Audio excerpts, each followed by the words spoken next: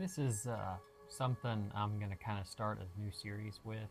Um, this is, I already own actually the physical copy. You can see here it's Oblivion. Uh, you might be thinking, well, oh, Aaron, why do you have another copy of Oblivion? You already have the PC version and all its DLC, and even the 5-year, fifth year? Yeah, 5th year anniversary for the Xbox. Yeah, I have those versions, and they're mainly for the collector value, and with the other PC game actually being my original copy of Oblivion. But this is actually my first of the Game of the Year edition. Granted, this is actually not a bought-in copy.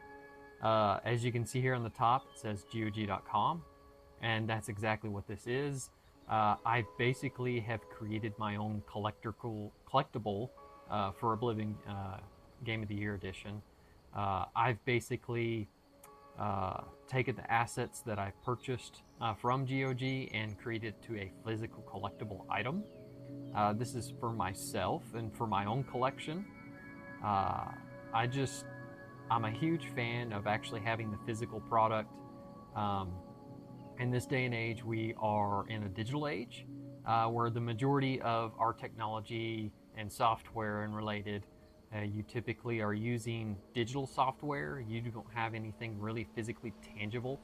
And I come from an old school standing point of I grew up in the 90s with, 90s and early 2000s where you actually bought physical games and they were yours. Granted, yes, I understand the aspects of you're actually buying a license to use certain softwares or games, for example, because they're underneath certain ALUAs and copyrights, which is completely understandable, and I respect that. But I see our industry getting further and further away from actual physical, mainly for PC. Consoles are starting to show. I've seen that one of the new PlayStations and even the Xbox. I think some of them just don't have drives anymore for CD discs.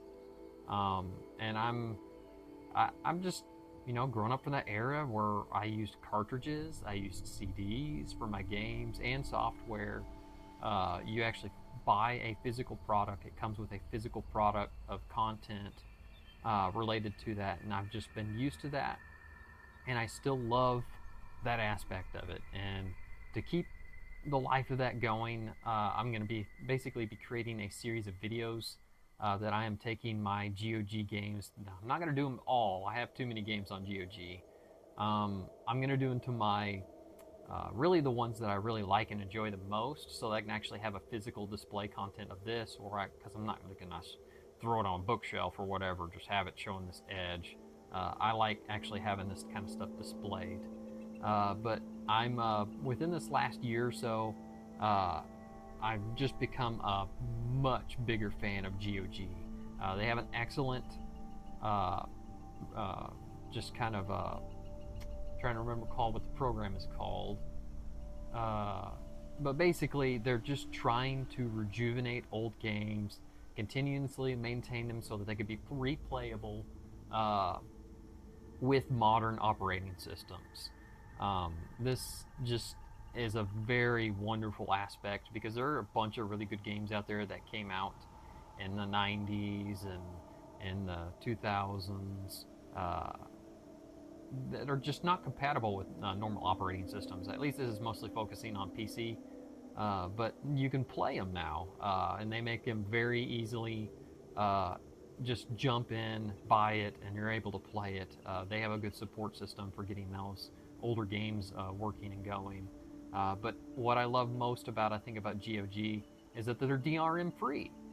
Literally, you buy the game, you can download an offline installer, and that's basically what I'm using in this. And I burned it to a disk, and so I can just have this as a physical collective item. So I'm basically making my own game case with CD, with the actual physical content of it, but this is all the GOG version. I'm just really excited about starting this series and just have an actual GOG copy of a lot of my favorites. I'll have some more. I think I'll be doing, after this one, I'll be doing Morrowind. Morrowind is another one of my favorites. I have that actual old original 2000. I'm not sure exactly when the Game of the Year edition came out, but that's the version I have from the early 2000s.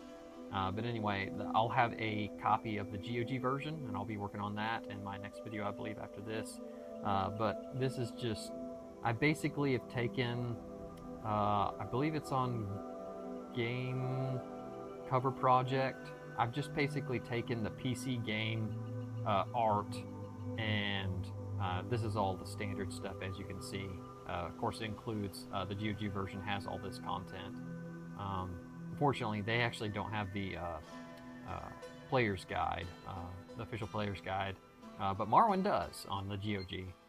You can see I just basically replaced this top section here where it was PC DVD, and just kind of themed it GOG. And even on this back half here, you can see up here at the top, GOG. You can see here, Oblivion Game of the Year, and it's got all the traditional stuff on it. There's really not much different than it, other than really mainly this top section that labels it as GOG. I'm just really thrilled to have this. I don't have any manuals or anything because there's actually no manuals or anything that are provided through GOG. I don't think, as far as like, even there are some games that they provide those. I'm not going to print them just because of the fact that it's gonna. I love actually making this collectible stuff, but there's a certain point when I kind of have to just draw my line to where it's more than enough. I'd love to make my own manuals if they actually supply them online, but it's just too much work involved in doing that. But you can see here, I've created a disc label, and this actually has the burned GOG copy onto it, so that way I can have this physical, tangible product. Granted, CDs are very obsolete. I have an old computer that actually I can throw a drive in. I do plan on, I have a video on my channel if you'll notice about basically modifying an OG Xbox. I'd like to eventually update that to where I have a disc player in it and be able to access some of this media. But really, I mean, the wonderful thing also about GOG, they also revive some of these old games, because if you're familiar with these old games, you had to play with the disc. That was their way of making sure you had the tangible product. But granted, it was a very much of an inconvenience, because if you played multiple different games, you were constantly swapping those discs out. They'd get scratched up, and over time, and eventually they'd quit, that kind of stuff. So a lot of people would actually make no CD removers. They were awesome because of the fact that it allows you to not worry about your CD, but it kind of also, unfortunately, has side effect, because it also kind of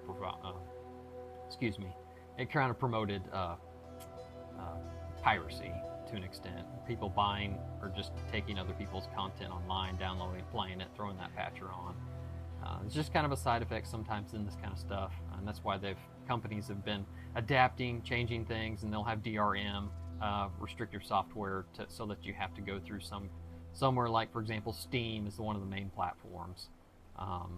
But I'm not at all kind of down talking like Steam. I love Steam. It's an excellent gaming platform, but I believe I'm starting to get to where I absolutely love and cherish GOG a lot more than Steam, just because of the fact that I own my games, and even if they ever, like, for weird scenarios, someone either bottom out or they were shut down, if I have offline copies, they're mine to keep.